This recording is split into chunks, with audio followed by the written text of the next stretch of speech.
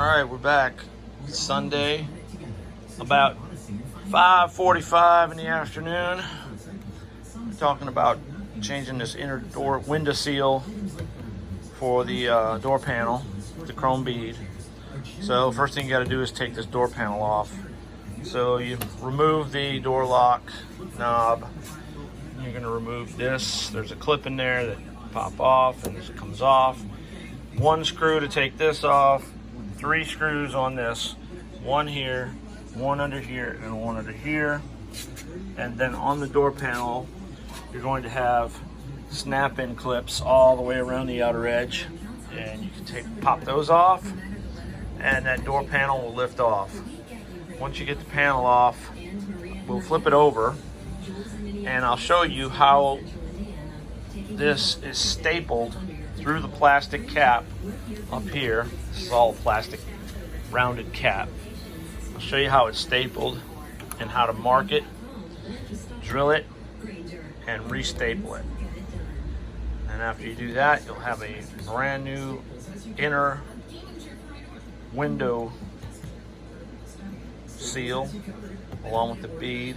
These things come with the chrome bead, without the chrome bead, and then they'll come with a rounded chrome bead or a flat chrome bead. So make sure when you order it, you're ordering the right one. There's 3 different kinds that I'm aware of. This particular one is the flat chrome bead.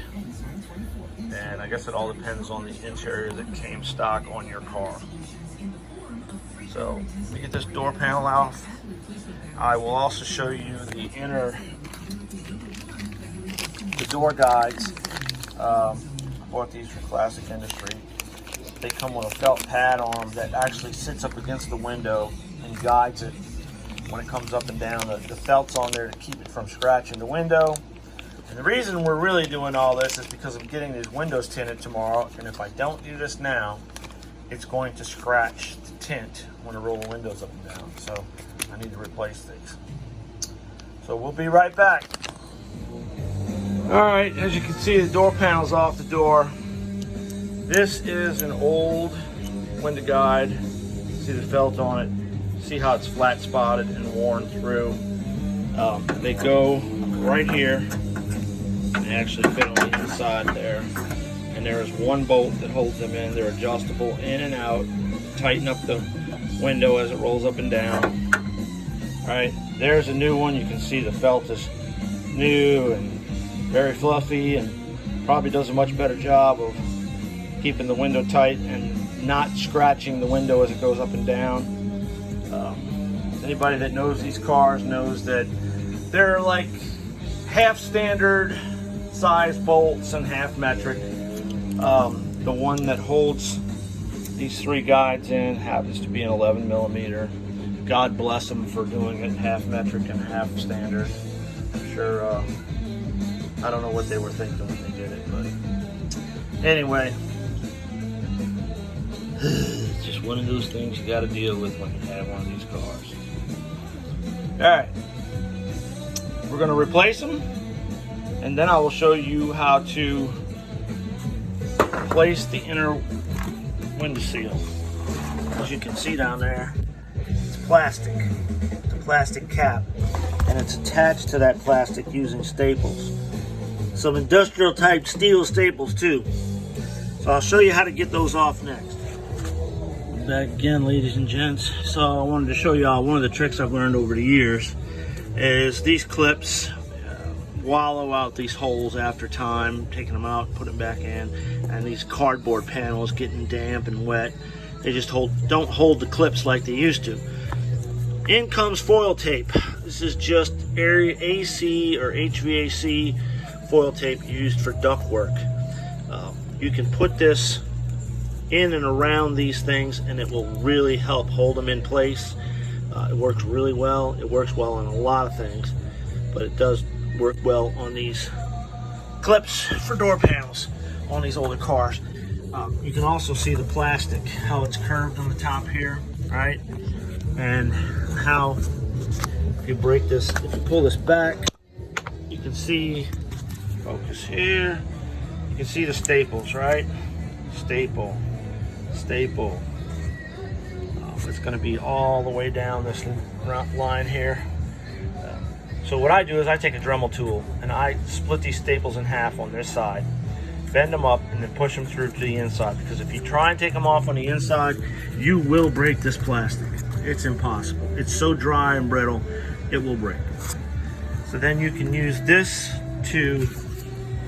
part as a guide to lay out your new holes for your staples, and it will get them really close.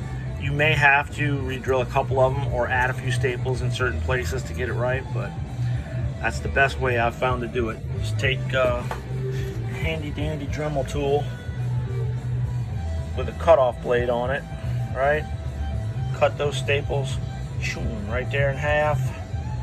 After you cut them in half, a little screwdriver, pry them up, both sides, bend them with a pair of pliers, and push them back down through. You lay your new piece out, put it on there with some staples. Anyway, that's what works for me. Like I said, this is going to be the second one I've ever done. So, first one came out pretty good, not great, but pretty good. We'll see if we can do better on this one.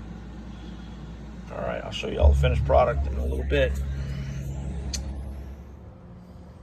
All right, ladies and gents, Wolverine Racing back to show you the finished product. So, I showed you guys how to take the door panel off and how I do the window seal on the inner. So I'm gonna roll this window down and show you what we got here.